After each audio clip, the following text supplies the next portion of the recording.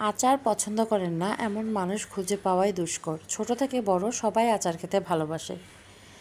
Hello everyone, আসসালামু আলাইকুম। বরাবরের মতো আবার একটি নতুন ভিডিও নিয়ে এসেছি। ভিডিওটি ভালো লাগলে অবশ্যই লাইক করবেন, কমেন্ট করবেন এবং আমার চ্যানেলটি সাবস্ক্রাইব করে আমার পাশে থাকবেন। বাড়ি থেকে কিছু কাঁচা আম আনা হয়েছিল, সেই আমগুলো দিয়ে কি করব ভাবতেই ভাবলাম আচার বানানো যাক। টক ঝাল মিষ্টি স্বাদের আচার বানাবো আজকে। এই জন্য ছোটো ছোটো ফালি করে কেটেছি। আমি আমের খোসা সহ কেটে নিয়েছি আর রোদে দিয়েছি 2 ঘন্টার জন্য, যেন পানিগুলো একদম শুকিয়ে যায়। এই ফাঁকে আমি মশলাটা করব। এই তো পরিমাণটা বুঝতেই পারছেন দেখে। আমি এগুলো একসাথে টেলে নিব, ভালোভাবে একসাথে টেলে নিয়ে যখন দেখবি একটু ঘ্রাণ বেরোয়েছে তখনই বুঝতে হবে যে আমার মশলাটা ভাজা হয়ে গিয়েছে। তো এই পর্যায়ে আমি এখন মশলাটা গুঁড়া করে নেব। এই জন্য আমি পাটা ব্যবহার করেছি। আমার ব্লেন্ডার মেশিন নেই, এই জন্য আমি পাটায় গুঁড়া করে নিচ্ছি। এই তো আম রোদে দেওয়ার পরে হঠাৎ করেই বৃষ্টি শুরু হয়ে গিয়েছে। এই জন্য আমগুলো আমি 1 ঘন্টার জন্য ফ্যানের বাতাসে রেখেছিলাম। অনেক বৃষ্টি হয়েছিল ওই দিন।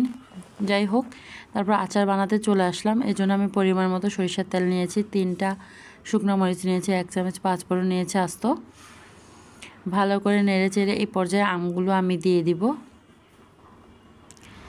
আমগুলো দিয়ে ভালোভাবে নেড়ে চেড়ে নিব। 5-10 মিনিটের মতো নাড়াচাড়া করার পরে আমি 1 কাপ পরিমাণ চিনি দিয়ে দিচ্ছি, যেহেতু টক ঝাল মিষ্টি আচার হবে।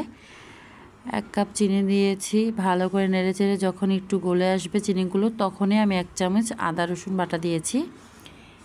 1 চামচ হলুদ মরিচ গুঁড়া, 1 চামচ হলুদ গুঁড়াও দিব আমি। ভালো করে নেড়ে চেড়ে এই তেলের মধ্যে আর এই চিনি শিরাটার মধ্যেই আমগুলো সেদ্ধ হয়ে যাবে। ভালো করে নাড়াচাড়া করে নেব। আর এখন আমি পরিমাণ মতো লবণ দিব। একটু বিট লবণ দিয়েছি আর নর্মাল লবণটা দিয়েছি। যেই মশলাটা আমি করে রেখেছিলাম, এই পর্যায়ে মশলাটার 3 ভাগের 1 ভাগ আমি দিয়ে দিব। 1 ভাগ দিয়ে ভালোভাবে নেড়ে চেড়ে নিব। যারা একদমই আচার বানাতে পারেন না, তারা আমার এই প্রসেসটা ফলো করলে মোটামুটি ভালোই পারবেন। আলহামদুলিল্লাহ আমার আচারটা খুব ভালো হয়েছিল, খেতেও খুব সুন্দর হয়েছিল, দেখতে খুব সুন্দর হয়েছে। এই পর্যায়ে আমি চুলাটা অফ করে দিয়ে একটু ভিনেগার দিয়েছিলাম 1/4 কাপের মতো।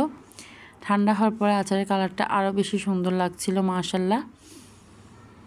তো ঠান্ডা করে আমি একটা কাচের বয়ামে আচারগুলো ভরে নিব। কাঁচের জারে আচার রাখলে আচারগুলো অনেক দিন ভালো থাকে। আর ভিনেগারটা দেওয়া হচ্ছে, ভিনেগারটা দিলে আচারটা অনেক দিন সংরক্ষণ করা যায়, আচারটা নষ্ট হবে না। আল্লাহ হাফেজ।